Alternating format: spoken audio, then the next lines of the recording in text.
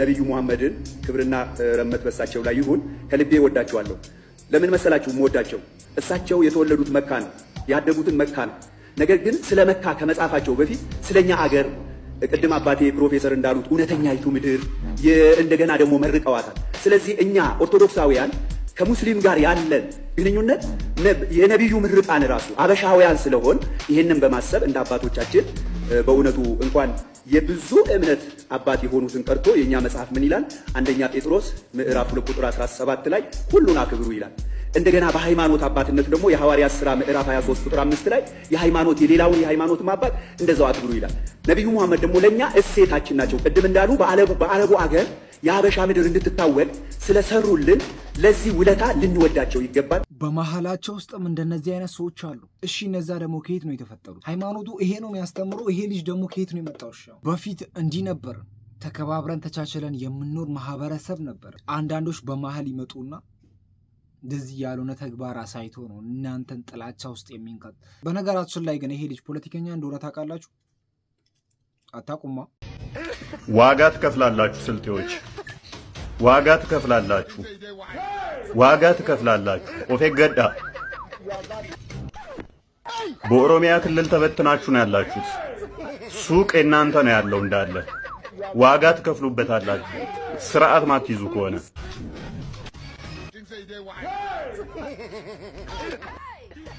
እያንዳንዱ መስራት ያለብንን እንሰራለን። ዛስ ሪያሊቲ። ይሄ ነው እውነታው።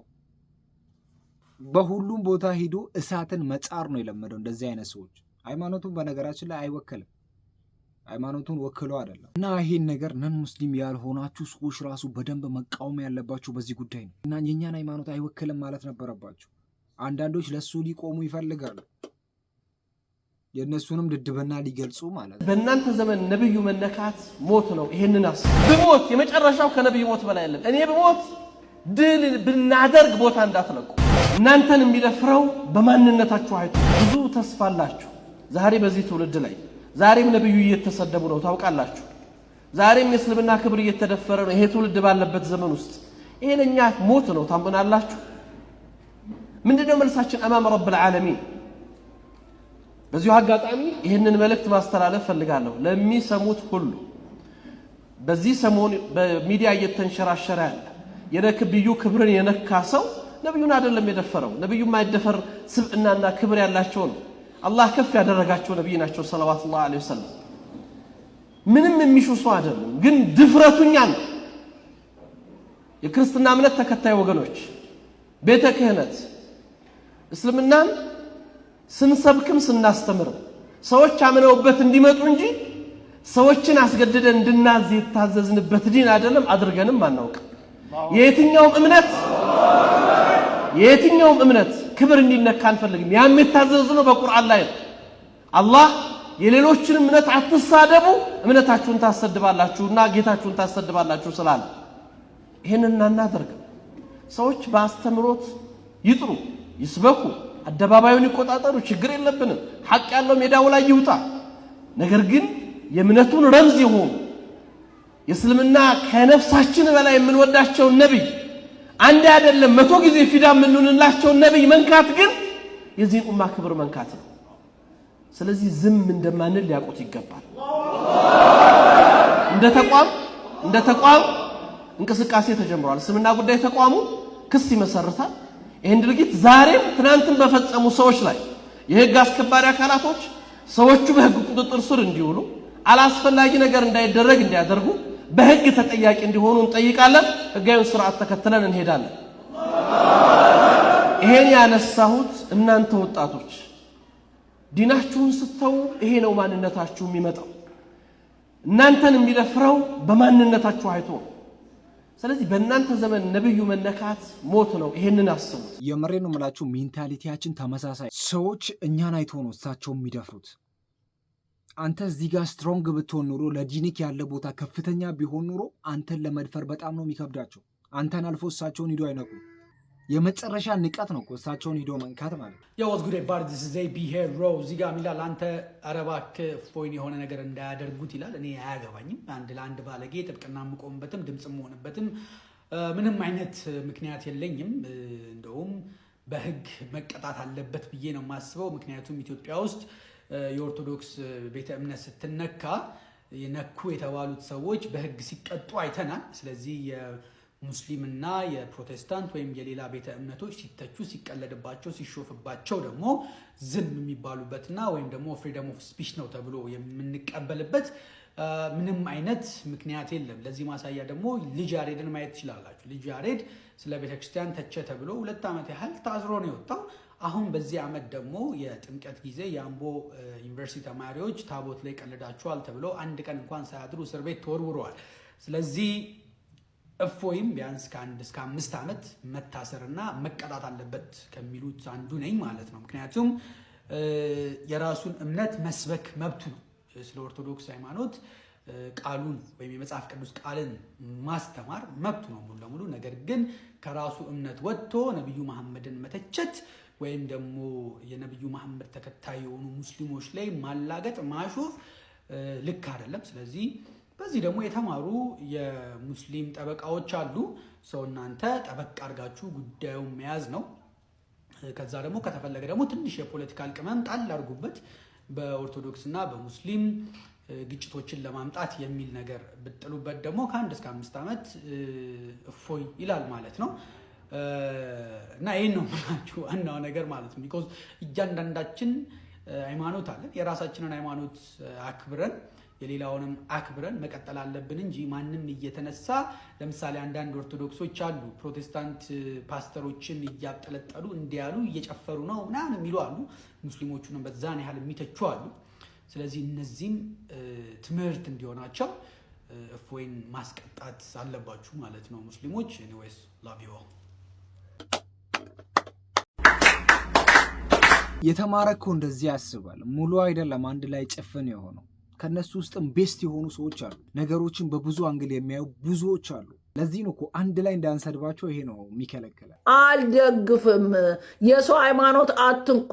እኔ ሃይማኖቴ ሊከበር የሰው ሃይማኖት ልናገር አልችልም። ከሙስሊም የሚያጠፋሉ፣ ድርግም አድርገው የሚያጠፋሉ፣ ከጴንጤ የሚያጠፋሉ፣ አው ድርግም አድርገው ያጠፋሉ፣ ከኛ የሚያጠፋሉ፣ ግርድም አድርገው ይኸው የሰው ሃይማኖት ሄዶ እየጎረጎረ ነብዩ መሐመድን እየተናገረ ከዛ ሙስሊሞች ሊገሉት ነው ወይ? ከዛስ ደግሞ እኔም እፎይ ነኝ። እፎይ ይነካና ኢትዮጵያ አንኗኗርም፣ እሳትና ጭድ እንሆናለን ብለው ቪዲዮ የምትሰራ እንዳየው ልክስክስ። የምን አባሽ ነው እሳትና ጭድ የምንሆነው? ጅል አንፎይ፣ ጅል ቋጠሮ ማለት ነው። ልክስክስ። ኦልሬዲ እናንተ ማይንዳችሁ ለሴጣን ለድብድብ ለምናምን በቃ ሴጣን አገሯን ልትበጠብጡ ሬዲ ሆናችሁ እሳትና ጭድ እንሆናለን። እፎይ ይነካና እኔም እፎይ ነኝ። ሂጂ እባክሽ፣ አንቺም እፎይ ነሽ። ማን የሰው ሃይማኖት ንካለው? ግርግር ለሌባ ያመቻል ይባላል። በዚህ መሀል ልትጠቀሙ የራሳችሁን ፖለቲካ ልታዘዋውሩ ነው የምትሞክሩት እናንተ እንደዚህ ፎይ የምትሉት ማለት ነው። ይሄ ነገር ግን የለም፣ እንደዚህ ማንም አይሸወድም። ይሄ በፊት የቀረ ሲስተም ነው። አሁን ህዝቡ የነቃ ነው። ግዴታ ይሄ ሰው ይያዛል፣ በህግ አካል ሂዶ ይወሰንበታል። ምንም አታማ እስልምና አልሐምዱሊላህ ሰላም አለ። በቃ ማለት ከዛ ውጥንቅጥ ሆነ ህይወት ወተን ነው አላህን ብለን ወደዚህ የመጣ ነውና እኔ አንድ ነገር ማለት እንዲታወቅልኝ የምፈልገው ማንንም ብለን አይደለም እስልምና ምን ይዘው እኔ ቤተሰብም ሆነ ሁሉም ማህበረሰብ እንዲያውቀው የምፈልገው እስልምና ብለን የምንመጣው አንድና አንድ አላህን ብለን በቃ እኔ ሁሉም ሰው እንዲያውቅልኝ በተለይ እኔ እንዲያውቅልኝ የምፈልገው ነገር ማንንም ብለን አይደለም አላህን ብቻ ነው። ሰለምቴ ነኝ እኔ ደስ ብሎኝ ነው የሰለምኩት ወላሂ በራሴ ፍቃድ ማንም ሰው ስለሚሳይለኝ ከሰለምኩ 23 ዓመት እኔ ብቻ አይደለም የሰለምኩት ባለቤቴንም አስልሜ ነው ያገባሁት። አሁን አላህ ይርሐመው ለጀነት ያድርገው ሞቷል። አላህ ሂዳያ ይስጣችሁ ማለት አልችልም። ሰላሙ እስልምና ደስ ይላል። ሰላሙ ነው የሚል ስለምን ሌላ ምን ማስተላለፉ ነገር የለም። አሁንም ቢሆን እስልምና በጣም ነው የምወደው። ሁሉም ቢሰልሙ ደስ ነው የሚለኝ። አሁንም እኮ ውጭ ነው የሚሳደቡ፣ አልተረዱትም፣ እምነቱን አላወቁትም። ገብቶ እንዳይመረምሩት ደግሞ ከውጭ እንደነዚህ አይነት ሰዎች ቁጭ ብሎ እስልምና ላይ ትችት ያቀርቡና አውቁ እንደዚህ ሂዶ እንዳይጠይቁ ያደረጉና ይሳደባሉ። እስልምናን ከሩቁ እንዲጠሉ ያደርጋሉ። ከገቡ መመለሻ ስለሌላቸው ግዴታ እስልምናን ስለሚቀበሉ ለዛ ነው በቃ መውጫ ሲያጡ ምንድነው የሚያደርጉት? ይሄን ሲስተም ይጠቀማሉ። እስቲ ስሙልኝ ኤርትራ ጋር ጦርነት ገብቶ በሱ ካልኩሌሽን ያው አረቦቹ ከጀርባ ስላሉ አሰብና ቀይ ባህርን ተቆጣጥሮ የኤደን ጎልፍ የሚባለውን የራሱ አድርጎ 80% የዓለም ትሬዲንግ የሚመላለስበትን ተቆጣጥሮ he want to be powerful the minute እሱን ኮንከር ያደረገለ ጀለብያ ወጥቶ ለብሶ አላህ አክበር ነው የሚለው። አብይንም አጥፍቶ አህመድ አሊ ነው የሚባለው ስሙ። ከዛ ንጉስ ነው የሚሆነው።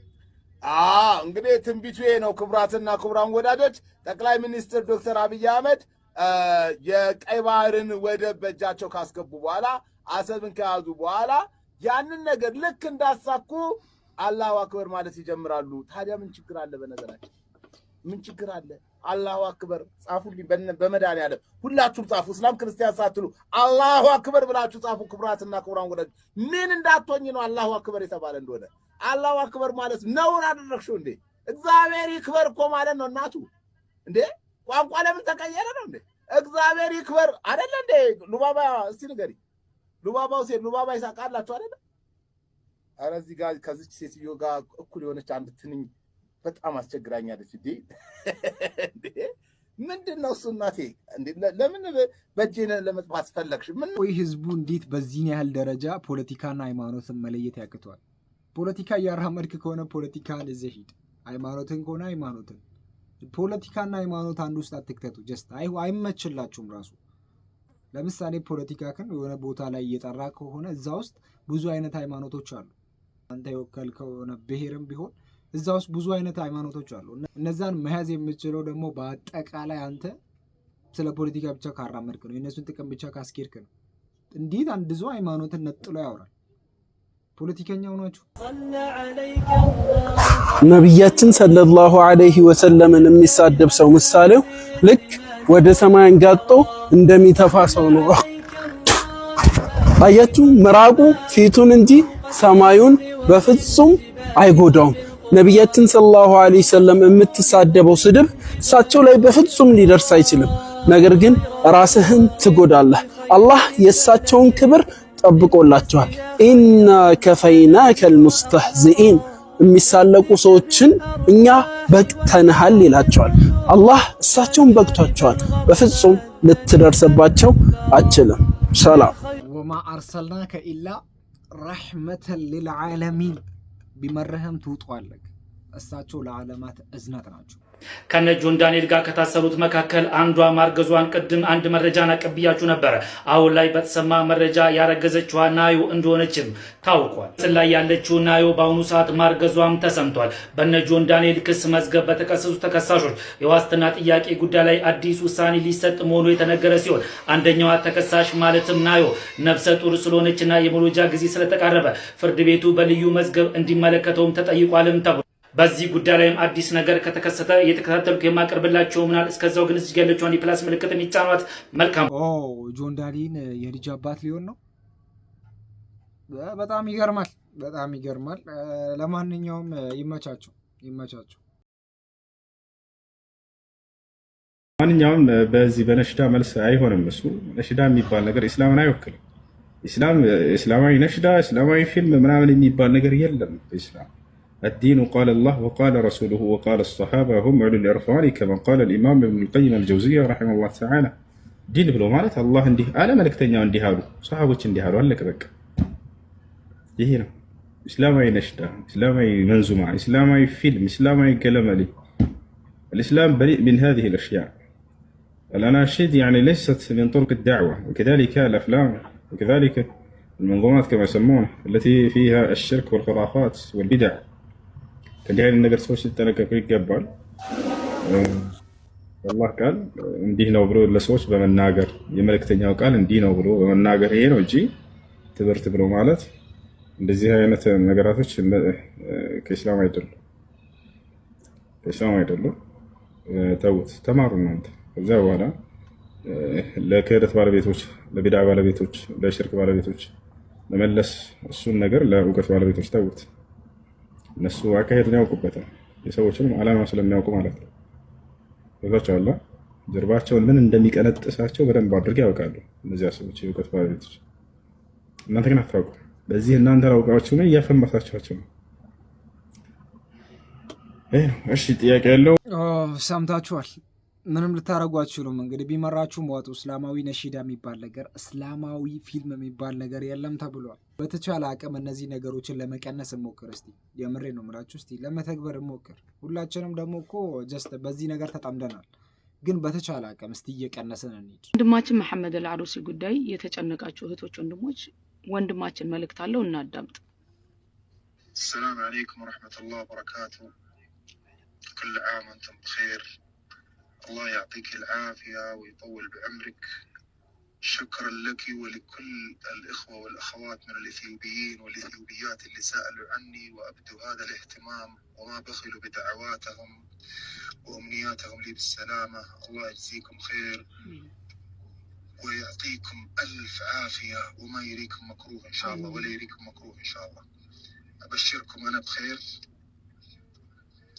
هناك بعض الظروف اللي نمر بها لا تنسون من صالح دعواتكم. بإذن الله كل الأمور ستسير على ما يرام. الله يعطيكم العافية وشكرا مجددا لكل من سأل عني. تحياتي وكل عام وانتم بخير.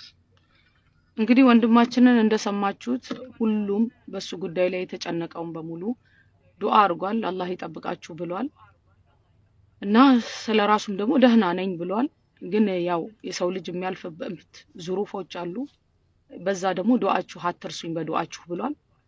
እህቶች ወንድሞች፣ አንድን ሊታወቅ የሚገባው ነገር በተደጋጋሚ እኔ ጠይቄው ነበር ምንድነው የተፈጠረው ብዬ፣ ሊነግረኝ አልፈለገም።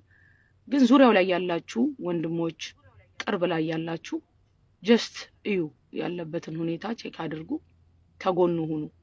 ኢትዮጵያውያን በሙሉ ከመሐመድ አልዓሩሲ ጎን ነው ሁላችንም። አላህ Subhanahu Wa Ta'ala ባለበት ይጠብቀው። ያለበትን ሲቹዌሽን ቼክ አድርጉ። እንደሚታወቀው እንግዲህ መሐመድ አልዓሩሲ ወይም የአባዩ ንጉስ የሚባለው በተለይ ለአባይ ለኢትዮጵያ ሕዝብ በጣም ትልቅ አስተዋጽኦ ያደረገ ሰው ነው። ይሄ በአንድነት ሁላችንም በአንድነት ልንቆምለት የሚገባው ሰው ነው። ጀስት ይሄ ሰው ለኛ እንደ ሪሶርስ ነው የሚጠቅመን። ለኛ እኮ ይሄ ሰው ብርቅዬ ነው። ለሀገር ብለን እንደዚህ ተፋልመ ከሌላ ሀገር ጋር የሀገርን ደህንነት የምጠብቅ ከሆነ ይህ ሰው ለዲናችን ብቻ ሳይሆን ለሀገራችንም እንደ ሀገር። ስለዚህ ሰው አሁን ደግሞ ክብርና ፍቅር የሚሰጥበት ታይም ነው። ይሄ ሰው አሁን እንደዚህ ይበል እንጂ የሆነ ችግር ውስጥ ያለ ነገር ነው የሚመስለው እየተባለ ነው የሚገኘው። ለማንኛውም እንግዲህ በዱዓችሁ አትርሱ ትላችኋለሁ። ለዛሬ ያዝነላችሁ ፕሮግራም ይሄንን ይመስላል። በቀጣይ ቪዲዮ እስከምንገናኝ ወሰላሙ አለይኩም ወራህመቱላሂ ወበረካቱ።